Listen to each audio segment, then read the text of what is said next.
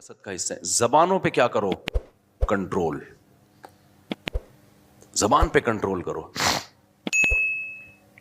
زبان سے نہ کسی کی مخالفت میں حد سے آگے نکلو، نہ کسی کی حمایت میں حد سے آگے نکلو. کنٹرول.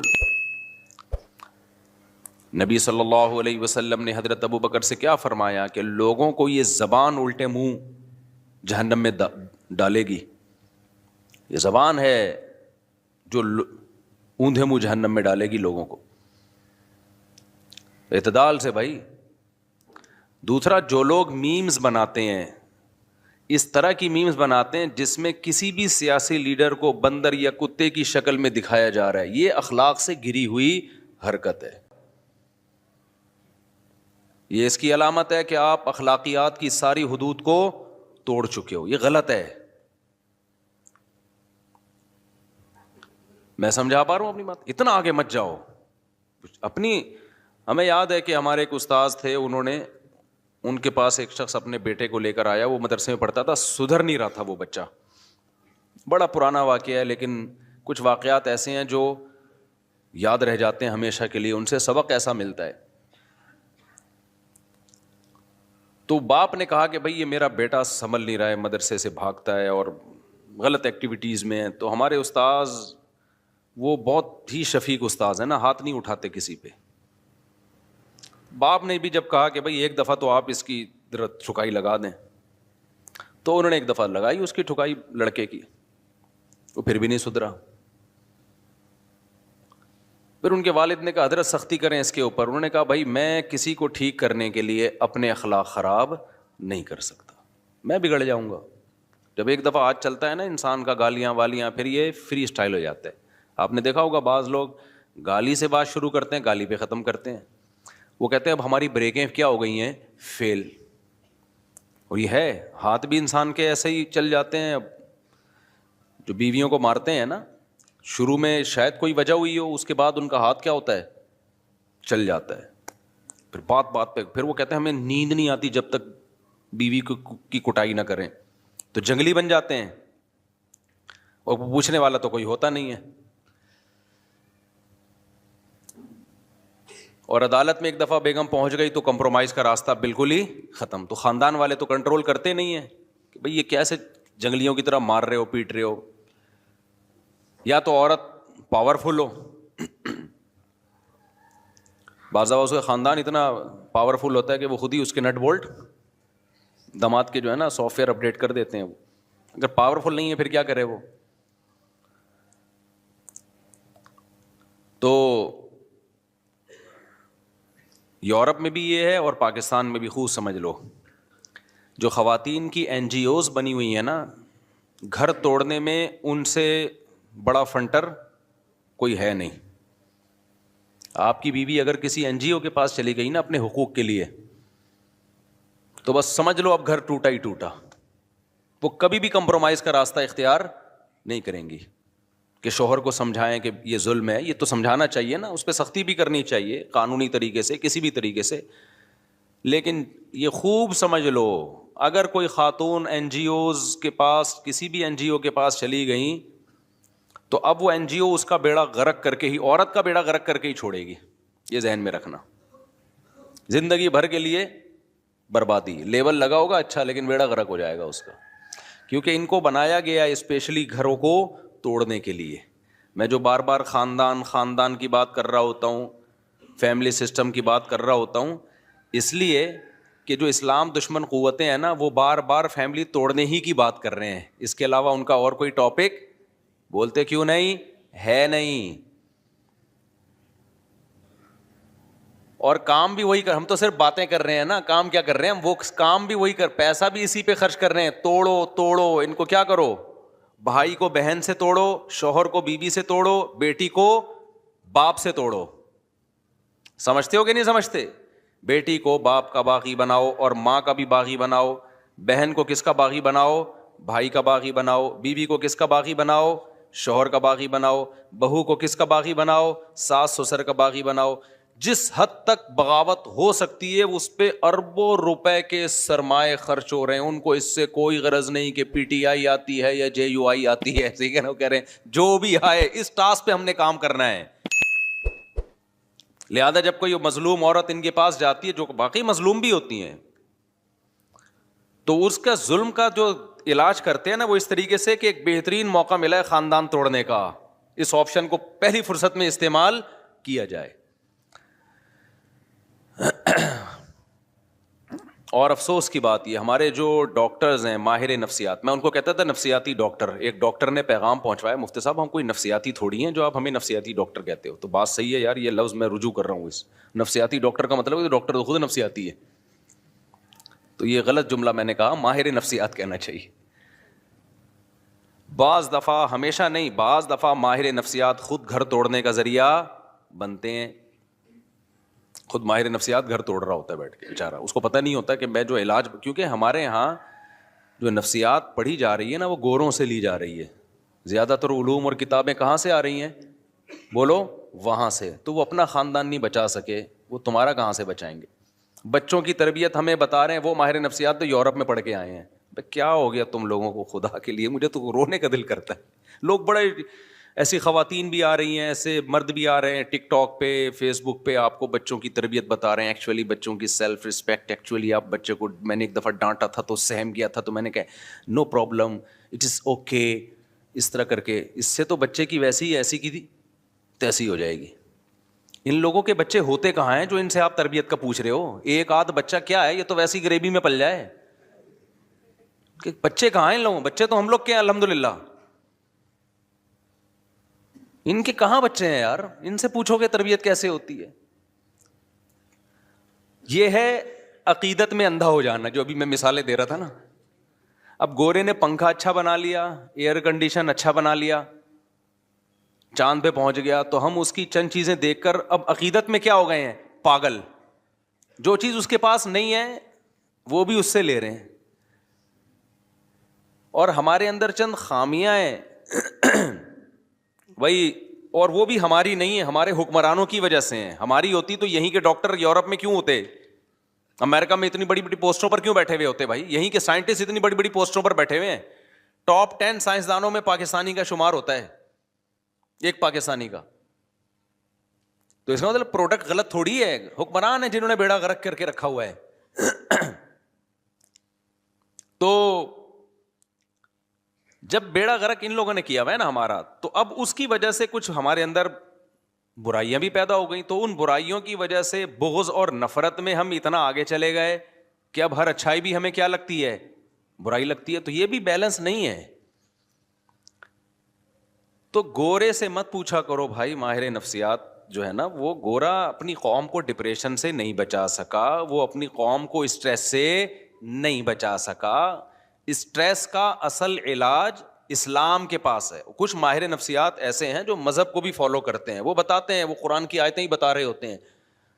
ٹھیک ہے, میں سارے ماہر نفسیات کو غلط نہیں کہہ رہا, لیکن ہمارے یہاں میجورٹی جو ماہر نفسیات کی ہے ان کو نہیں پتا میرے بھائی. چند اصول تو ہیں, وہ تو اسلام پہلے سے بتا چکا ہے, لیکن جو اصل چیز ہے نا وہ بتا دے گا, عمل نہیں کروا سکتا کیونکہ خود اس کا عمل نہیں ہوگا. سب سے پہلا اصول ہے دنیا کو مسافر خانہ سمجھو, یہ رہنے کی جگہ ہی نہیں ہے, ایسی کی تیسی, ختم. ٹینشن کیا ہوئی, ختم. اور مسافر خانہ بھی ایسا ہے کہ مرنے کے بعد فنا ہو کے ختم نہیں ہو جاتے, کیونکہ ایسا مسافر خانہ ماننے سے تو ٹینشن بڑھتی ہے. ختم, اچھا لے بھائی, ابھی ہم تو اس پہ رو رہے ہیں کہ یہ چیز چھن گئی, یہ چیز چھن گئی, ایک دن سب کچھ ہی چھن جائے گا, تو اس سے ٹینشن کم ہوگی بڑھے گی؟ سے تو بڑھے گی. تو موت ہی تو ان کی سب سے بڑی ٹینشن ہے.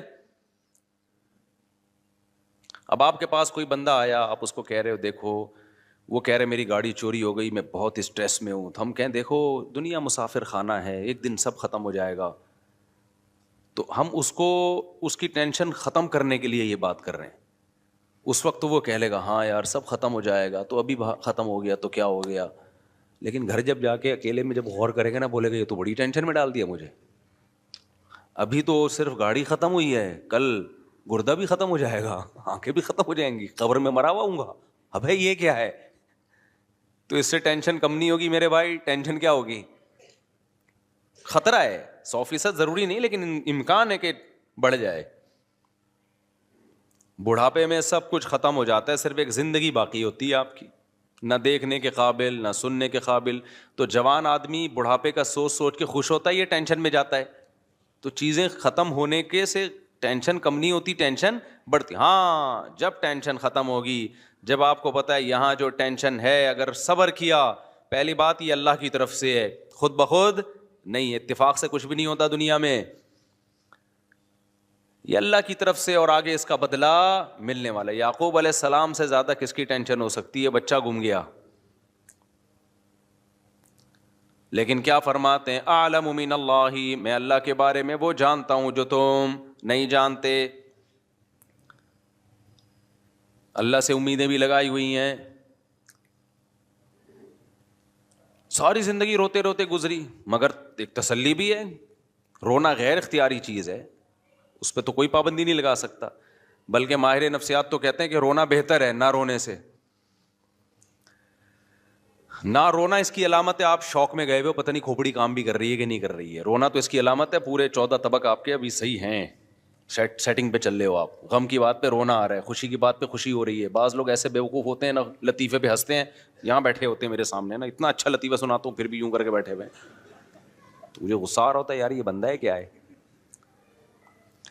نارمل آدمی خوشی کی بات پہ خوش ہوگا, غم کی بات پہ کیا ہوگا, اس کو غم ہوگا, رو کے اظہار بھی ہوگا اس کے غم کا. تو یہ تو حصہ ہے زندگی.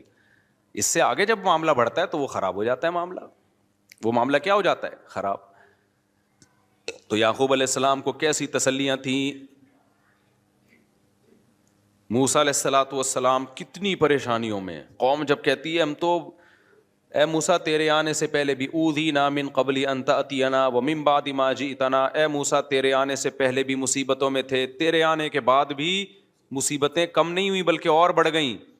موسیٰ علیہ السلام نے فرمایا عسیٰ ربکم, اللہ سے امید ہے وہ تم پر رحم کرے گا, ویستخلفکم فی الارض, اور صرف مصیبتیں دور نہیں کرے گا, تمہیں زمین کی حکومت دے دے گا. ارے بھائی غلام قوم ہے اور الیکشن کا بھی رواج نہیں تھا, تو کیسے حکومت آ جائے گی؟ اللہ سے امید ہے.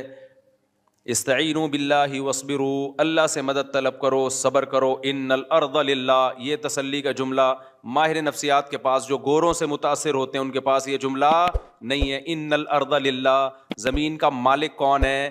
اللہ. تو جس کا مالک ہے وہ اٹھا کے دے دے گا. اب دیکھو ایک بات ہے, آپ کسی ایک بہت بڑی خوبصورت لینڈ کروزر میں گھوم رہے ہو, یا آپ کا دشمن گھوم رہا ہے, ایک V8 میں گھوم رہا ہے آپ کا دشمن, آپ اسے دیکھ دیکھ کے جل رہے ہو, حسد کھا رہے ہو, ہائے ہائے ہائے ایک تو میرا دشمن, میں گدھے پہ اور یہ اتنی بڑی گاڑی میں. ایک بندہ آ کے کہتا ہے بھائی یہ گاڑی میری ہے اور تو میرا ماموں ہے, فکر نہ کر, یہ میں اس سے لے کے تجھے دے دوں گا. اب ساری ٹینشن کیا ہو گئی, ختم. جب آپ کو پتہ چلے گا مالک یہ ہے, پہلے آپ سمجھ رہے تھے شاید وہ مالک ہے تو آپ ٹینشن میں جا رہے تھے.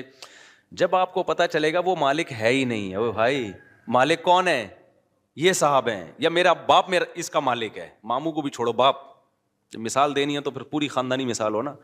آپ کے والد صاحب آئے, بیٹا کیوں تم جل رہے ہو, کیوں حسد میں آ رہے ہو, کیوں ٹینشن میں جا رہے ہو. آپ نے کہا ابا یہ بھی میرا کلاس فیلو تھا, یہ میٹرک میں فیل تھا اور میں A+ سے پاس ہوا تھا, آج یہ لینڈ کروزر میں گھوم رہا ہے, اس کو دیکھ دیکھ کے جل رہا ہوں میں. ابا کہتے ہیں بیٹا یہ گاڑی کس کی ہے, میری ہے, میں ابھی شو روم سے لے کر آیا ہوں, اس کو میں نے چلانے کے لیے دی ہے. ساری ٹینشن ایک سیکنڈ میں ختم. کسی ماہر نفسیات اور گولی کھانے کی ضرورت پڑے گی آپ کو؟ کیا ہو گیا بھائی؟ تو اللہ میاں کہتے ہیں ان الارض للہ, یہ زمین کا مالک کون ہے؟ اللہ ہے. موسیٰ علیہ السلام نے اسی طرح سے, موسیٰ علیہ السلام تو کسی یونیورسٹی میں نہیں پڑھ کر آئے تھے, یہ گوروں کی کتابیں پڑھی انہوں نے, قانون کی اور نفسیات کی کتابیں. موسیٰ علیہ السلام نے فرمایا ان الارض للہ, میری قوم زمین کا بادشاہ یہ نہیں ہے بھائی, تمہیں غلط. یہ تو اللہ میاں نے اس کو تھوڑے دن استعمال کے لیے مصر کی حکومت دے دی ہے. تو مالک کون ہے بھائی؟ اللہ مالک ہے, جب چاہے گا اٹھا کے تمہیں دے دے گا. سوال پیدا ہوتا ہے ہمیں تو نہیں دی اللہ نے, فلاں گاڑی لے کے گھوم رہا, ہم نے یہ سوچ کے تسلی کی کہ اصل گاڑی کا مالک کون ہے؟ اللہ ہے. تو اللہ جب چاہے گا ہمیں دے دے گا, لیکن اب تک کی رپورٹ کے مطابق دی نہیں. یہ ٹینشن ہوتی ہے لوگوں کو. لوگ کہتے ہیں میرا دوست میٹرک میں فیل تھا, آج 1000 گز کا ڈیفینس میں اس کا بنگلہ ہے اور میں وہی نالے کے اوپر میرا چھوٹا سا جھونپڑا ہے. میں نے مفتی صاحب کا بیان سنا تھا کہ اللہ تعالیٰ کہتا ہے کہ بنگلے کا مالک کون ہے؟ اللہ ہے, جس کو چاہتا ہے دے دیتا ہے. تو میں اسی امید پہ خوش ہو گیا تھا, بغیر گولی کھائے, ڈپریشن کی گولی کھائے بغیر, کہ بھائی اصل مالک تو اللہ جب چاہے گا مجھے دے دے گا. اب تک کی رپورٹ کے مطابق مجھے وہ ملا نہیں ہے. تو لوگ پھر اس ٹینشن میں جا رہے ہوتے کہ بنی اسرائیل کو تو مل گئی حکومت, ہمیں تو نہیں ملی, ہم کیسے تسلی میں آئے, اور آئندہ ملنے کا کوئی چانس بھی نظر نہیں آ رہا. تو اس کا بھی بھائی اللہ میاں نے, اس ٹینشن کا بھی اللہ نے علاج بتایا ہے. وہ ٹینشن کا علاج یہ ہے, انا للہ و انا الیہ راجعون, قل لن یصیبنا الا ما کتب اللہ لنا هو مولانا. ہمیں جو مصیبت پہنچتی ہے اللہ کی طرف سے پہنچتی ہے, وہ ہمارا دشمن نہیں ہے, وہ ہمارا دوست ہے. دوست جب کوئی ٹینشن دیتا ہے تو وہ ٹینشن دیکھنے میں لگتی ہے, حقیقت میں نہیں ہوتی. وہ ٹینشن ہمیں اور ترقی دینے کے لیے ہوتی ہے. ایک ٹیکا وہ ہوتا ہے جو دشمن سوئی چبھوتا ہے آپ کے, ایک سوئی وہ ہوتی ہے جو ڈاکٹر چبھوتا ہے. ڈاکٹر کے بارے میں پتا ہوتا ہے کہ بھائی یہ جو ٹیکا لگا رہا ہے چیخ تو نکلے گی, ہر ٹیکے میں چیخ تھوڑی بہت نکلتی ہے, چیخ تو نکلے گی, لیکن پیسے دے کے لگوا رہے ہوتے ہیں ٹیکا. کیوں نہیں لگایا ڈاکٹر صاحب ابھی تک, کیا ہو گیا؟ کہہ رہے ہوتے ہیں کہ نہیں ہوتے, پیسے دیے ہیں ٹیکا لگاؤ بھائی, انجیکشن لگاؤ. لیکن ایک ٹیکا دشمن لگاتا ہے تو دونوں ٹیکوں میں, دشمن ٹیکا لگا دے آپ فوراً خطرہ کہ زہر کا انجیکشن تو نہیں ٹھوک دیا اس نے کہیں. یہی ہوتا ہے کہ نہیں ہوتا بھائی؟ اب تو گئے. تو بھائی جو ٹینشن دے رہا ہے, دینے والے سے بڑا فرق پڑتا ہے, دینے والا دشمن ہے یا دوست ہے. اللہ اگر اسی طرح کرتا نا, جیسے بنی اسرائیل کو اللہ نے حکومت دے دی تو اللہ ہمیں فلانے کا بنگلہ ہمیں دے دیتا, فلانے کی گاڑی ہمیں دے دیتا, زمین آسمان کا نظام کیا ہو جاتا؟ برباد. اللہ کہتے ہیں دار الامتحان ہے, یہاں کسی کو دے کے آزماؤں گا اور کسی سے لے کے آزماؤں گا. جو صبر کرے گا تو اللہ کہتے ہیں وَلِلَّهِ مِيرَاثُ السَّمَاوَاتِ وَالْأَرْضِ, سب کچھ میرا ہے. یہ جو ڈیفینس میں 1000 گز کا بنگلہ جس کو تم دیکھ کے سمجھ رہے ہو یہ اس کا ہے, یہ اس کا نہیں ہے, تو ٹینشن تو بڑھ گئی نا, یہیں سے ختم ہو گئی ٹینشن. بھائی اس کا ہے ہی نہیں, بیوقوف آدمی کا. جو تو کہہ رہا ہے یہ لینڈ کروزر اس کی ہے اور میں میٹرک پاس A+ سے ہوا تھا اور یہ بھاگا ہوا, اس کی کہاں سے ہے؟ آزمائش کے لیے اللہ نے تھوڑے دنوں کے لیے اس کو دی ہوئی ہے, تھوڑے دنوں میں مرے گا, ختم. تو بھی مرے گا, تیرا جھونپڑا بھی کیا ختم. آگے اللہ کے لیے تو بھائی زمین آسمان کا مالک ہے, پھر بڑے بڑے بنگلے ہیں اللہ میاں کے پاس, جنت ہے, نہریں ہیں اس میں, شہد کی نہریں, فیہا انہار من ماء غیر آسن, ایسے پانی کی نہریں جن کا ذائقہ کبھی متغیر نہیں ہوگا. وانہار من خمر لذۃ للشاربین, شراب کی نہریں جو پینے والوں کے لیے لذت ہوں گی, لذیذ نہیں ہوں گی, لذت ہوں گی. وانہار من عسل مصفی, صاف ستھرا شہد. لبن لم یتغیر طعمہ, ایسا لبن جس کا ذائقہ چینج نہیں ہوگا. فی غرفات آمنون, ایسے بالا خانے ہوں گے جن میں یہ امن سے رہیں گے. آج دولت کے ساتھ جب کوئی رہتا ہے تو ایک خوف ہوتا ہے اس کو چھن نہ جائے, چھننے کا خوف نہیں ہوگا. اور ایسے گھنے باغات, آبشاریں, نہریں, یہ تو کچھ بھی نہیں ہے. 1000 گز کے بنگلے بھائی, ان کی 2 ٹکے کی حیثیت بولو نہیں ہے. تو ہماری گاڑی ایک بندے کی 125 چھن گئی, اچھا انہی دنوں میں میری بھی 125 چھنی تھی لیکن مجھے مل گئی تھی, خیر تو اس کی بھی چھن گئی, نہیں ملی, تو ایسے پھوٹ پھوٹ کے رو رہا ہے, پھوٹ پھوٹ کے رو رہا ہے. میں نے کہا کیا ہو گیا؟ WR ہے نا, سفر کیا کر. روتا مادی چیزوں پہ روتا ہوا بالکل بھی اچھا, انسانوں کے بچھڑنے پہ روئے پھر بھی سمجھ میں آتا ہے, انسان کی ایک ویلیو ہے. مادی چیزوں پہ بچھڑنے پہ رو رہے ہو یار تم, اس میں تو آنسو بھی نہ بہایا کرو پیسے چھننے پہ. جب کوئی آ کے روتا ہے مفتی صاحب میرے 1 کروڑ کا نقصان ہو گیا, آنسو, حقیقت بتاؤں آپ کو, میرے دل میں اس کی ویلیو کیا ہوتی ہے؟ گھٹ جاتی ہے. اس پہ رو رہا ہوں نا, بیوی مر گئی, آنسو, دل چاہتا ہے اس کو گلے لگاؤں کہ یار بیوی سے محبت کرتا تھا. عورت رو رہی ہو یا باپ رو رہا ہو بیٹے کے بچھڑنے پہ, بھائی رو رہا ہو بھائی کے بچھڑنے پہ, تو انسان کی تو ایک کیا ہے ایک ویلیو ہے نا, یہ تو انسانی فطرت ہے کہ اللہ نے انسانوں کو انسانوں میں پیدا کیا ہے, تو بچھڑنے پہ روتے ہیں, تو یہ قابل تعریف ہے یہ عمل. جو نہیں رو رہا اس پہ افسوس ہونا چاہیے کہ ابے تو کیا کوئی تیرے کو پتھر ہے. لیکن جو دولت کے بچھڑنے پہ روتا ہے, میں نہیں کہہ رہا ٹینشن نہیں ہوتی, وہ تو ہوتی ہے, لیکن اتنی کہ رونا شروع کر دو, بلند ذوق نظر نہیں ہے, یہ اس کی علامت ہے. اسی طرح جو معشوقہ کے بچھڑنے پہ رو رہا ہے,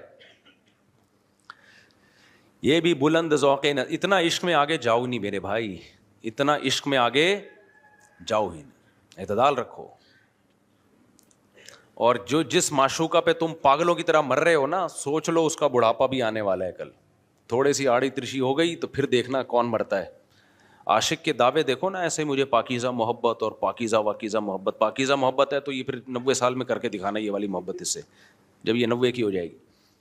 اور جو پرانی فلموں کی ہیروئنز ہوتی ہیں نا 75 کی, ان کی تصویر دیکھا کرو 2021 میں کیسی لگ رہی ہیں وہ.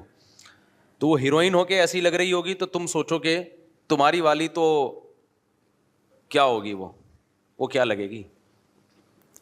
تو یہ ڈسٹیمپر ہوا ہے, تھوڑا سا کیا ہوا ہے, ڈسٹیمپر ہوا ہے, بس اس کے کہانیاں ہیں. اور تھوڑا سا ڈسٹیمپر اترنا شروع ہوا, اور اب تو میک اپ سے ہی اتنا ڈسٹیمپر ہو جاتا ہے پتہ ہی نہیں چلتا ہوتا سچی مچی والا کون سا ہے. وہ ایک آدمی کی شادی ہوئی, سچا واقعہ, چند دن پہلے میرے پاس آیا کہ میں نے دلہن کو میک اپ میں دیکھا تھا, جب پہلی رات میں منہ دھو کے آئی تو میں تو بے ہوش ہونے لگا. واقعی وہ بے ہوش, اس کی حالت دیکھ کے لگ رہا تھا ایسے عجیب حالت ہو گئی تھی اس کی. تو مجھے خیال ہوا بعد میں, اس کے جانے کے بعد ایک آئیڈیا ذہن میں, اس کو تو میں نے مشورہ دیا, بھائی اب اللہ کا نام لے کے صبر کرو یار, گزارا چلاؤ. تم نے دیکھا کیوں میک اپ میں, بغیر میک اپ کے دیکھ لیتے اس کو. کہہ رہے وہ دیکھنے ہی نہیں دے رہے تھے. لڑکی والے بھی بڑے ہوشیار ہیں, میک اپ ایسے ایسے آ رہے ہیں بالکل, وہ اس کے الفاظ تھے 180 ڈگری پہ نکلی وہ. تو بہت زیادہ ٹینشن میں تھا, بہت زیادہ ٹینشن میں, بالکل ایسا لگ رہا تھا مر جائے گا غم سے. تو میں نے تو اس کو مشورہ دیا کہ غور کر لو یار, اس کو بھی, اب اس کو بیچاری کو چھوڑو گے تم, کہاں بچیاں طلاقوں کے بعد کے ماں باپ پر کیا قیامت گزرتی ہے, اپنی بہنوں کو سامنے رکھ کے سوچو.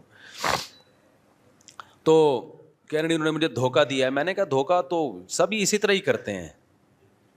بچی کو جب کوئی دیکھنے کے لیے آئے گا تو کچھ تو زینت اختیار کی جاتی ہے نا. تو آپ کا فرض تھا کہ اپنی ماں بہنوں کو کسی ٹائم پہ اچانک بھیج کے دکھا لیتے. خیر وہ بالکل ہی 180 ڈگری پہ نکلے. تو میں نے ان سے کہا کہ بھئی آپ ایسا کریں, اس کو بھی رکھیں, ایک اور بھی کر لیں. تو وہ کہہ رہے نہیں میری سمجھ میں نہیں آ رہی. تو ان کے جانے کے بعد ایک ترکیب میرے ذہن میں آئی, وہ پھر وہ بندے کا نمبر بھی نہیں تھا ورنہ میں فون کر کے بتاتا کہ یار وہی والا میک اپ جو جس میں آپ نے دیکھا تھا نا, اب جب آپ شام کو گھر پہ آتے ہو تو بیگم کے پاس ایک بیوٹی پارلر کھلوا لو, بولو یہی ڈیزائن چاہیے مجھے رات کو. بہترین حل ہو گیا کہ نہیں ہو گیا. وہ بندہ بھی مالدار ہے, مالدار آدمی ہے. تو میں نے کہا اس ڈیزائن میں تو پسند آئی تھی نا, اس نے ہاں اس وقت تو بہت خوبصورت لگ رہی تھی. تو بس مسئلہ حل ہو گیا, کیا خیال ہے بھائی. جب شام کو آفس سے گھر آؤ, بیگم کے قریب وہی بیوٹی پارلر یا وہی خاتون جس نے بیگم کو تیار کیا تھا, ان کو ہر منتھلی کچھ پیسے بانٹ دو, پیسے دے دو منتھلی, ان کو تنخواہ پہ رکھ لو, مجھے یہ والا ڈیزائن چاہیے بھائی شام کے وقت میں, بس وہ ڈیزائن. تو یہ بھی ایک حل ہے بہترین. اور آج کل مرد بھی بیوٹی پارلر سے بالکل 180 ڈگری پہ ہوئے ہوتے ہیں. یہ دھوکہ صرف یک طرفہ نہیں ہو رہا, آدمی بھی سارے پھوڑے پھنسے جو ہے نا وہ باقاعدہ اس سے بھرائی ہوتی ہے. وہ بھی ایسا لگ رہا ہوتا ہے جیسے 18 سال کا لونڈا ہے, تو بعد میں پتہ چلتا ہے کہ یہ تو بزرگ ہیں. ایسے کالے کولے لگائے ہوئے ہوتے ہیں, سفید بالوں کو ایسے اسٹائل سے کیا ہوا ہوتا ہے. یہ بھی بہت دھوکے ہوئے ہیں. خیر ہمارا یہ ٹاپک نہیں, ہم تو بھائی یہ بات لے کے ٹینشن دور کرنے کی بات میں کر رہا تھا. کس کی بات کر رہا تھا؟ ٹینشن دور کرنے کی. اچھا مجھے بعض لوگ بہت کہتے ہیں آپ ایسے مزاح والے انداز میں بات چیت کرتے ہو, مسجد کے تقدس کے خلاف ہے. میں ٹاپک ٹینشن ختم کرنے کا کر رہا ہوں, اور میں ایسے ڈراؤں آپ کو, اور جس سے ٹینشن ختم ہونے کے بجائے بڑھ جائے, تو آپ کو سوچو یار. اور میرا یہ اسٹائل اس لیے بھی ہے کہ پرانے زمانے میں اور اس زمانے میں فرق ہے. پہلے علماء جہنم کی آگ سے ڈرایا کرتے تھے, لوگوں کو رلایا کرتے تھے. میرے بھی پرانے بیانات زیادہ رلانے والے ہی ہوتے تھے. جو مجھے بچپن سے جانتے ہیں نا, ان کو پتہ ہے میرے پہلے بیانات اس اسٹائل میں نہیں ہوتے تھے, اس میں خوف کا عنصر زیادہ ہوتا تھا. لیکن جب حالات لوگوں کے سامنے آتے ہیں تو اندازہ ہوا کہ پہلے ہی لوگ گھروں میں رو رہے ہیں, سیاسی حالات میں الگ رو رہے ہیں, گھروں کے اندر الگ رو رہے ہیں. تو یہاں بھی اگر روئیں گے تو یہ تو بیچارے بالکل ختم ہو جائیں گے, بالکل یہ اٹھنے کے قابل یہ قوم. مولویوں سے بھی لوگ مسجدوں میں دور بھاگ رہے ہیں اسی وجہ سے, کہہ رہے ہیں وہ الگ ڈرا رہا ہوتا ہے, جب اخبار پڑھو تو وہ الگ ڈرا رہا ہوتا ہے, ملک ڈالر یہ ہونے والا ہے اور ایسے ہونے والا, ہو کچھ بھی نہیں رہا ہوتا کسی کے ساتھ.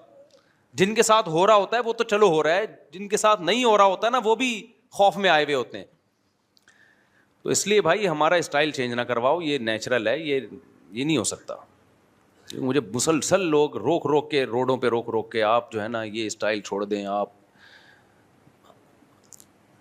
بہت سارے لوگ ہیں جن کے میں نام بھی لے سکتا ہوں لیکن میں لے نہیں رہا نام, کہ یہ نہ کریں, یوں نہ کریں, ایسا نہ کریں. تو بھائی جس کو بات سمجھ میں آ رہی ہے بیان سننے آئے, نہیں آ رہی تو کوئی ایک ہم ہی تھوڑی ہیں اکیلے دنیا میں, بہت سارے علماء دین کی خدمت کر رہے ہیں, آپ ان سے بیان سنیں. میں خود بعض علماء کے بیانات سنتا ہوں اپنی اصلاح کے لیے جا کے. میں جب اجتماع میں جاتا ہوں تو آپ لوگوں کی اصلاح کے لیے تھوڑی جاتا ہوں تبلیغی اجتماع میں, تو اپنی اصلاح کے لیے جاتا ہوں. آپ بزرگوں کے بیانات سننے جاتا ہوں, میں اپنی اصلاح نیت ہوتی ہے میری. تو اچھا بات یہ چل رہی تھی کہ بھائی کیا بات چل رہی تھی, وہ ٹینشن تو اصل ٹاپک نہیں تھا اصل. ہاں تو میں یس کر رہا تھا کہ دیکھو بھائی 4 چیزیں انسان کو کیا کرتی ہیں, تو اس میں ایک بغض ہے. یہ ایک اصول ہمیشہ یاد رکھو, عشق, عقیدت, بغض اور مجبوری. بغض کو آسان اردو میں نفرت, جب کسی سے نفرت ہو جاتی ہے تو بس پھر اسی کے خلاف جاتا ہے. طلاقوں کے بعد ہوتا ہے. سیاست کی مثال تو سمجھ میں آ گئی نا, سیاسی مثالوں میں, اور ہم گوروں میں بھی ہر چیز کو گوروں کو سپورٹ کر رہے ہوتے ہیں کیونکہ ان کی عقیدت ہمارے دلوں میں بیٹھ گئی. اب ٹک ٹاک پہ, فیس بک پہ, یوٹیوب پہ وہ لوگ آ کے بچے تربیت کرنے کی نصیحت کر رہے ہوتے ہیں جن کے اپنے بچے ہیں ہی نہیں. ٹھیک ہے نا, ان کو کیا پتا بچے کیسے پالے جاتے ہیں. میجورٹی, سارے برے نہیں ہیں ان میں, وہ ہمیں سمجھا رہے ہوتے ہیں. تو اور ان کے اسٹائل سے لگ رہا ہوتا ہے کہ ان سے بچے سنبھل نہیں رہے ہیں. اتنا کمپلیکیٹڈ کر کے وہ بتا رہے ہوتے ہیں کہ جس سے پتا چلتا ہے کہ ان کے اپنے بچے ان سے سنبھل نہیں رہے. یاد رکھو جو چیز گفٹ ہوتی ہے نا, اگر اس کو سنبھالنا آپ کے لیے مشکل بن جائے تو پھر وہ گفٹ رہتی نہیں ہے. اولاد کی تربیت بہت مشکل کام نہیں ہے. اگر یہ بہت مشکل ہوتی اس کا مطلب پھر یہ گفٹ نہیں ہے, یہ تو ٹینشن اللہ نے دے دی آپ کو. اور اللہ قرآن میں اولاد کو ٹینشن کہتا ہے یا گفٹ کہتا ہے؟ بولو نا, گفٹ. یہب لمن یشاء اناسا, اللہ کہتے ہیں جس کو چاہتا ہوں بیٹیاں گفٹ دیتا ہوں.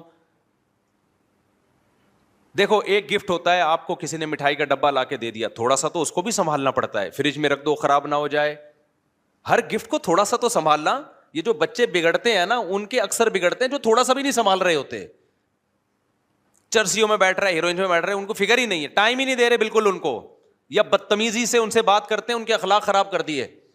بعض دفعہ ماں باپ اپنے بچوں سے بھی کبھی تمیز سے بات نہیں کر رہے ہوتے, ہر دفعہ طنز والا لہجہ ہوتا ہے, بگاڑتے ہیں باقاعدہ.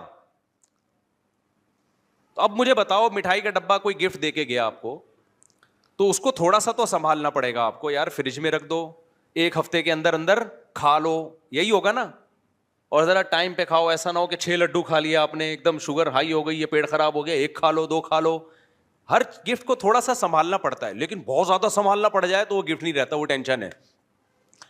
مثال کے طور پر مٹھائی کے بجائے کوئی گرنیٹ گفٹ میں دے کے چلا گیا, ڈبہ کھولا تو 6 گرنیڈ ہیں اس میں, پن نکلی ہوئی ہے, اور کہہ رہے یہ ضرورت پڑنے پہ آپ کے کام آئے گا.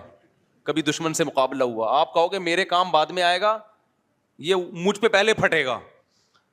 فوراً آپ رابطے کر رہے ہو کبھی ماہرین گرنیڈیات سے. ابے بھائی یہ پھٹ نہ جائے, کوئی بچہ نہ اٹھا کے پھینک دے, یار کیا کرنا ہے, یہ گفٹ ہے, یہ تو عذاب بنا دیا میرے لیے. مثال کے طور پر اور آسان, ایک صاحب مجھے بکری کا بچہ گفٹ دے کے چلے گئے. بکری کا بچہ تو تھوڑا سا بڑا ہو چکا تھا, موشن لگے ہوئے ہیں اس کو, میں اس کو کھلا رہا ہوں, وہ کیا ہوتی ہے وہ نہیں ہوتی یار، ابے وہ موشن کی مشہور دوا ہے نام فلیجل، میں اس کو فلیجل کھلا رہا ہوں، پھر اینٹی بایوٹک کھلا رہا ہوں، اس کے دستی ٹھیک نہیں ہو رہے، پھر 10 ٹھیک ہوئے تو پتہ چلا لنگڑا رہا ہے تھوڑا سا، پھر وہ ایک ڈاکٹر کو بلایا 2-4 دفعہ، میں نے کہا بھائی یا تو کسی کو گفٹ دے دے یا اس کو ذبح کر کے کھا جاؤ. میں نے کہا اپنے بچے پالنا اتنی بڑی ٹینشن نہیں جتنا یہ.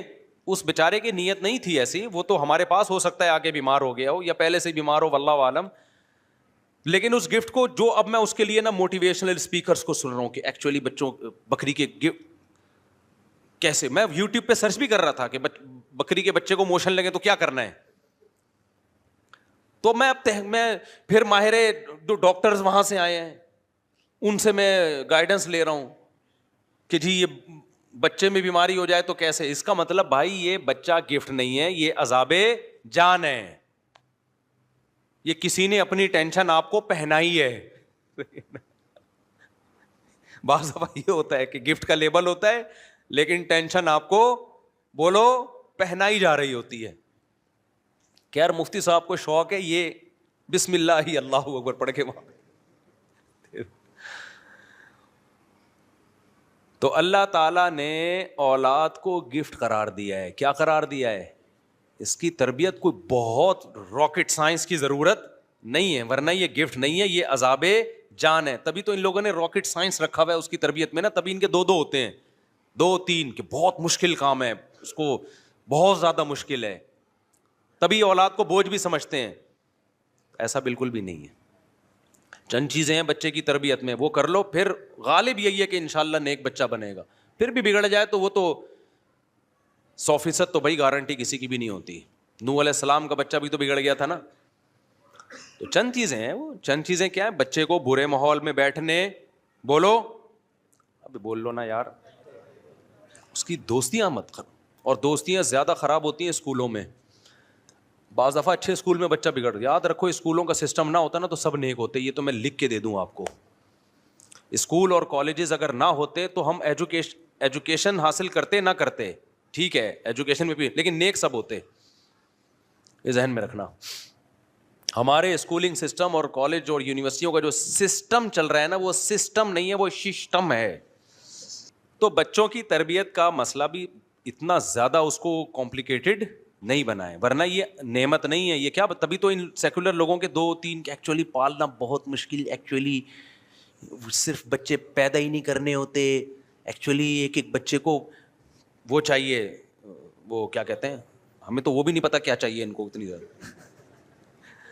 ہر بچے کو آپ کی جو ہے نا توجہ چاہیے، توجہ، پھر اتنی فل توجہ دے کے بھی وہ عجیب سا ممی ڈیڈی سا بن رہا ہوتا ہے. وہ توجہ چاہیے، ہم بھی مانتے ہیں، لیکن اس کی توجہ چاہیے. پتہ ہے جتنی ماں باپ کی توجہ چاہیے اتنی ہی بہن بھائیوں کی توجہ چاہیے اس کو، جو کثرت سے ہوں کھیلنے کودنے کے لیے. بچے کو اگر بہن بھائی نہیں ملیں گے، وہ گلی محلے کے بچوں کے ساتھ کھیل کے سدھرے گا نہیں بلکہ بگڑے گا، وہ بگڑے گا. بہن بھائیوں میں اللہ نے یہ جذبہ رکھا ہے، خود جتنے بگڑے ہوئے ہوں کبھی بھی نہیں چاہیں گے کہ ہمارے بہن بھائی بھی خراب ہو جائیں.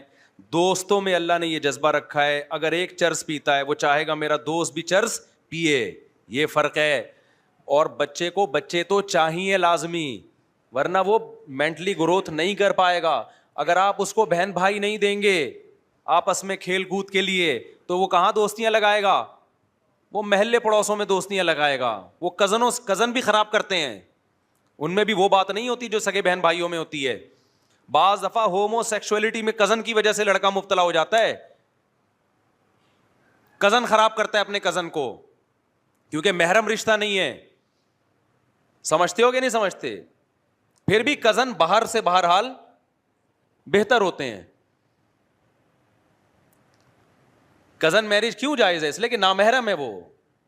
خود لڑکی اگر ہے تو اس کو بھی تو اپنے کزن سے بچانا ہوتا ہے. بعض دفعہ وہ اس کو غلط استعمال کر سکتا ہے. سب سے مقدس رشتہ ہے لڑکے اور بچے اور بچی کے لیے اس کے بہن بھائی، وہی آپ نے شارٹ کر دیے. تو کیا بچے کو بچے کی ضرورت ختم کر دو گے آپ؟ اس کی فطرت چینج کر دو گے؟ نہ نہ نہ. بچہ اس فطرت کو لے کے آیا ہے کہ اس کو بچے چاہیے، وہ نیچر ختم نہیں کر سکتے آپ. بہن بھائی آپ نے کنٹرول کر کے 2 کر دی 1 کر دیا تو نتیجہ کیا نکلے گا؟ وہ اپنی پیاس کہاں سے بجھائے گا؟ اڑوس پڑوس کے لونڈے لپاڑوں سے. جن میں ایک بھی خراب ہوگا تو آپ کے بچے کو خراب کرنے کی بولو کوشش کرے گا وہ. اور آگے جو سائڈ افیکٹ ہیں بڑھاپا میں، جو بربادیاں، نہ بہویں ہوں گی، نہ داماد ہوں گے، نہ خاندان ہی برباد، تو آپ تنہائیاں تنہائیاں تنہائیاں. بچے مارتے پیٹتے بھی ہیں ایک دوسرے کو، وہ بھی ٹھیک ہے، ان کے لیے برداشت پیدا ہوتی ہے. اکلوتے کو تو آپ ساری اس کی چاہتیں پوری کرو گے آپ، تو لاڑ پیار میں بگڑے گا وہ. بھائی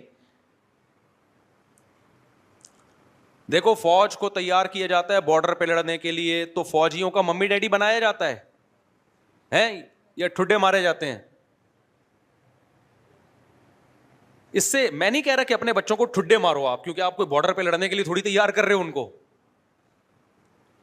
لیکن دنیا میں کیا ہمیشہ اس کو پھول ملیں گے؟ کانٹے اس کی زندگی میں کبھی نہیں آئیں گے. تو ان کانٹوں کے لیے کیا ٹریننگ کی ہے آپ نے؟ کیا دنیا میں کوئی ایسا شخص جس کی ساری چاہتیں پوری ہو رہی ہوں؟ بولو نا. کہیں چاہتیں پوری ہوتی ہیں، کہیں کیا کرنا پڑتا ہے. تو چاہتیں ساری پوری تھوڑی ہوں گی، زندگی میں مسائل بھی آئیں گے. اس مسائل سے نمٹنے کے لیے آپ نے کیا اس کو کیا ٹریننگ دی ہے؟ وہ بچپن سے ٹریننگ ہوتی ہے. جب بہن بھائی ایک دوسرے کو کوٹتے ہیں، شکایتیں لگاتے ہیں، شکایتی ٹٹو بنتے ہیں. آپ کو پتا ہے کہ میں تو تجربے کار ہوں یار. آپ اپنے بڑے بچے کو نماز پڑھا، ہو سکتا ہے سستی کرے، نہیں پڑھے گا وہ. چھوٹے کو ڈانٹ رہا ہوگا، ابو یہ نماز نہیں پڑھ رہا. ٹھیک ہے نا. اس سے اس کے ذہن میں یہ بات آتی ہے کہ نماز نہ پڑھنا برا عمل ہے، کل میں بھی یہ کام نہیں کروں گا تو میں بھی برا ہوں. یہ جذبہ اللہ نے رکھا ہے. میں آج اگر ممبر پہ بیٹھا ہوں نا، تو میرے بڑے بھائی بہنوں کا بہت دخل ہے اس میں. نہ ہوتے تو میں نہیں، کچھ بھی نہیں بن پاتا، میں کچھ بھی نہیں ہوتا میں. تو لیکن چونکہ ہم عقیدت میں اندھے ہو گئے ہیں گورے کی، میں نے بتایا تھا نا، اندھا پن، عقیدت میں اندھا ہو جانا. عقیدت انسان کو کیا کر دیتی ہے؟ اندھا. تو اب اندھے ہو گئے ہیں، تو اب تربیت کہاں سے لے رہے ہیں ہم؟ انگریزوں سے، جن کے اپنے بچے ہی نہیں ہیں، اور جو ہوتے ہیں وہ ابا کو اولڈ ہاؤس میں جمع کراتے ہیں. وہ تمہاری خاک تربیت کرے. اس کا مطلب تم وہ تربیتی پروگرام بچوں پہ فٹ کر رہے ہو کہ کل تمہارا بچہ تمہیں اولڈ ہاؤس میں جمع کرائے گا. اور اس کو وہ برا بھی نہیں سمجھتے. گورا تھوڑی اس کو برا سمجھتے ہے کہ میرے بچے نے مجھے اولڈ ہاؤس میں، وہ کہہ رہا ہے میں نے اپنے ابا کو کرایا تھا تو اس نے بھی کرا دیا، تو کیا ہو گیا. یہ والی تربیت آئے گی سوسائٹی میں. سمجھتے ہو بات کو کہ نہیں؟ تو یہ بھی کیا ہے؟ عقیدت میں اندھا پن. ہاں اب بچوں کی بات آئی، تھوڑی سی بات بتا دوں. پہلا کام یہ کرو کہ بچوں کو اگر اسکول میں پڑھ رہے ہیں، دوستیاں لگانے بولو مت دو. دوستی اپنے بہن بھائیوں میں بس، دائیں بائیں جانے کی اجازت نہیں. شادی بیاہ میں لے کے جاتے ہو، مائیں اپنے بچوں کو اپنی ماں کے گھر لے کے جاتی ہیں، تو وہاں کزنوں سے ان کو کھیلنے کودنے سے منع نہ کریں. رات کو سونے نہ دیں کزن کے ساتھ، قطعاً نہیں. میں نہیں کہہ رہا کزن سے بدگمان ہو، بھائی بستر کیا ہوگا دور. ماں کی، کیونکہ باپ ہر وقت گھروں میں تھوڑی غصہ ہوتا ہے. ماں کی ذمہ داری ہے یہ دیکھے میرا بچہ کسی بچے کے ساتھ، کزن کے ساتھ بھی سوئے گا. بولو نا، نہ نہیں سوئے گا. ہاتھ کا مذاق نہیں ہوگا، دور. اور اگر دیکھ رہی ہیں کہ کوئی کزن گالیاں دے رہا ہے، پھر بھائی دوستی ختم.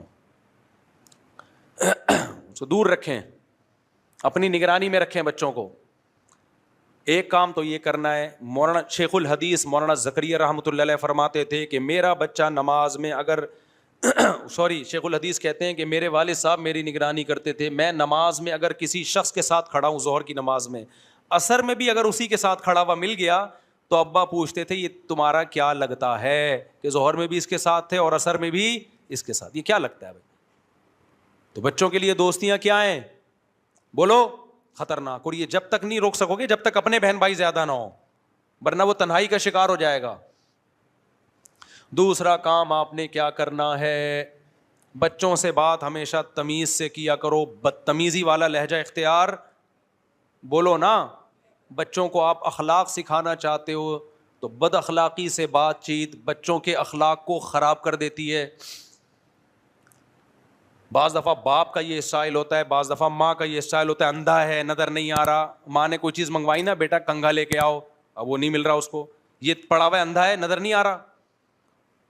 تو آپ بھلے اس کو مولانا طارق جمیل صاحب کے 2 گھنٹے کے اخلاق پہ بیانات سناؤ، بچے کے اخلاق ٹھیک ہونے والے؟ بولو نہیں. وہ سیکھ ہی یہی رہا ہے گھر سے. اندھا ہے. ابے بھائی یہ کیا اسٹائل ہے بات کرنے کا یار؟ اللہ کا شکر ہے مجھے نہیں یاد پڑتا میں نے اپنے بچوں میں سے کبھی کسی سے اس اسٹائل میں بات کی ہو. اندھا ہے, نظر نہیں آ رہا, وہ عجیب سا جملہ ہے یار, تم کیا اخلاق سکھا رہے ہو؟ عزت سے بات کرو, تمیز سے بات کرو. بیٹا یہ رکھا ہوا دیکھ لیا کرو یار, تھوڑا ہمارا بھی ٹائم بچاؤ, اپنا بھی ٹائم بچاؤ. اس اسٹائل میں بات کرنے میں آپ کو کیا تکلیف ہو رہی ہے؟ پہلی بات آپ نے خود بھی اسٹائل کہیں سے سیکھو. نہیں یاری بات, میرا خیال ہے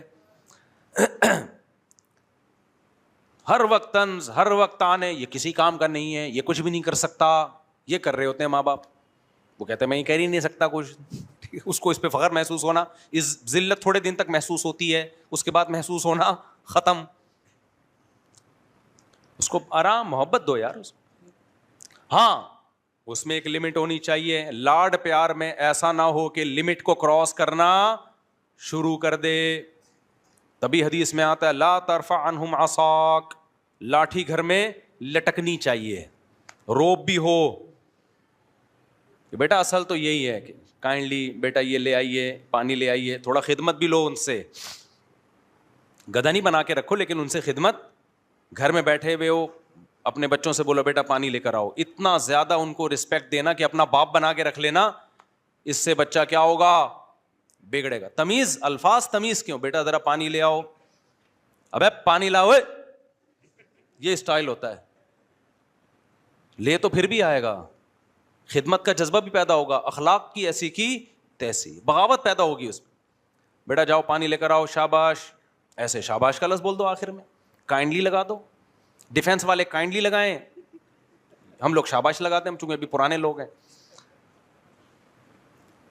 تو سمجھتے ہو کہ نہیں سمجھتے؟ اور اس سے خدمت لو, یہ تو فرض ہے.